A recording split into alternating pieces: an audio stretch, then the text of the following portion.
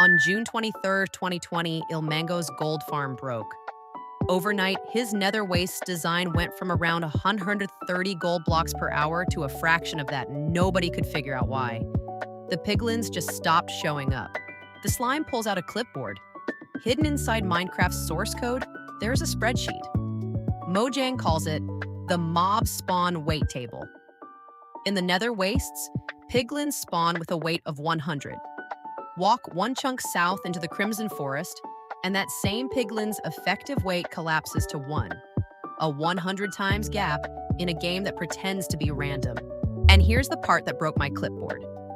That table was written in 2012. It has been mathematically untouched for 14 years. So why does Mojang let you fight Raid Wave 7 with a fixed budget of exactly 2 pillagers, 5 vindicators, and 1 witch every single time? Let's audit it. To explain what broke in 2020, the slime has to explain spawn weight itself. When Minecraft tries to spawn a mob, it does not roll a die. It opens a spreadsheet. Every biome has a list of eligible mobs, and every mob gets a number called a weight.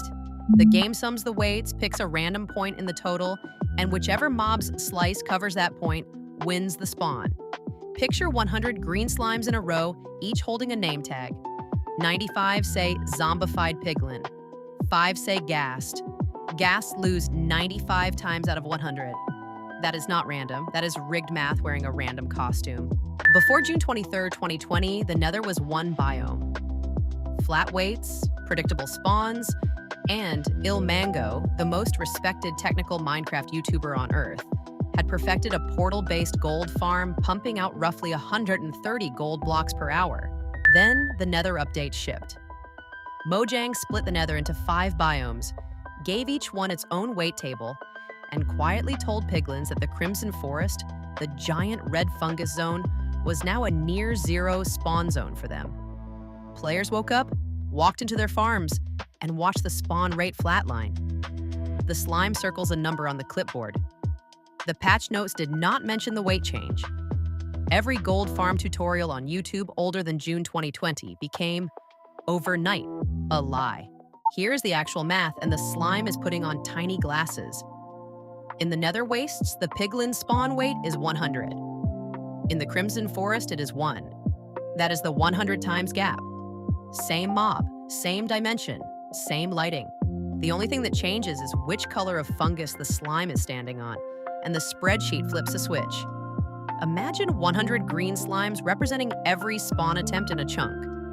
In the Nether Wastes, 60 turn into piglins. In the Crimson Forest, only 1 is allowed to be a piglin. The other 99 turn into hoglins, who promptly eat the 1 piglin who showed up. This is not a bug. This is the design. And the cruelty is the consistency. Overworld zombies sit at weight 95, skeletons at 100, endermen in the end at 10, witches in their huts at 5. Every one of these numbers was written into the 1.4.2 Pretty Scary update, shipped October 25th, 2012, alongside the witch herself.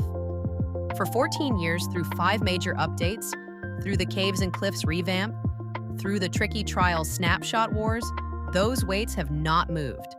Mojang has rebalanced sword damage, rebalanced enchantments, rebalanced the entire combat system twice. They have never touched the weight table. The slime stamps the page.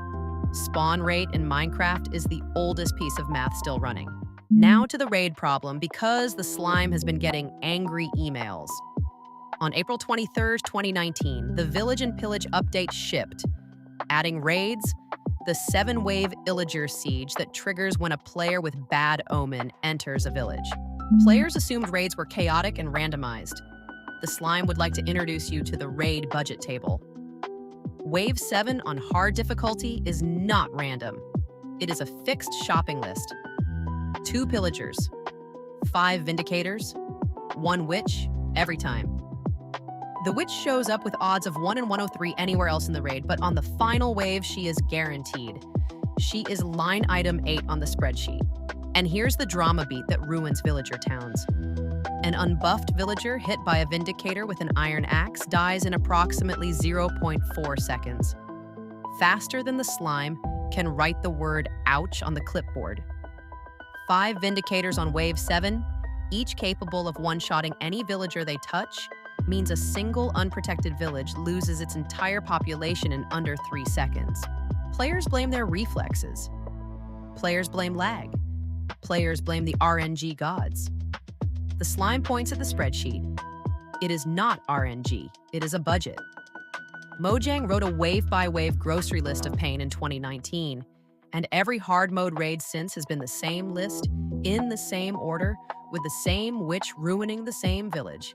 The illagers are not attacking you. They are following a memo.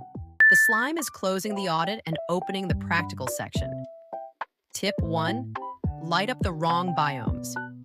If your gold farm is near a crimson forest, that biome's mob cap is eating spawn slots and giving them to hoglins. Flood the crimson forest with torches until its mob cap dies. Your nether waste spawns will roughly double. Tip 2. Build farms above Y equals 127. The nether roof has no biome layer, which means no weight table, which means the global nether spawn list applies and piglins come back at full rate. The slime calls this exploiting the empty cell in Mojang's spreadsheet.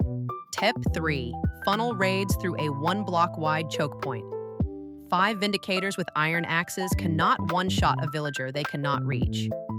Use fences or a single open door, and the 0.4 second time to die becomes irrelevant because the Vindicators are stuck single filing into your iron golem's fists. Tip 4. Kill witches first, always. The Wave 7 witch heals her fellow illagers and throws instant damage at you. While she is alive, the wave costs you double. The slime puts a red X on her name tag. Tip 5. Read the wiki.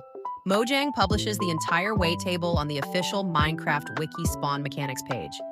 The numbers are not secret, they are just boring. Read them once and you will never be surprised by a spawn rate again. So that is the audit. A 14-year-old spreadsheet from October 2012 decides where piglins live. A 7-year-old budget from April 2019 decides which Vindicator kills your villager.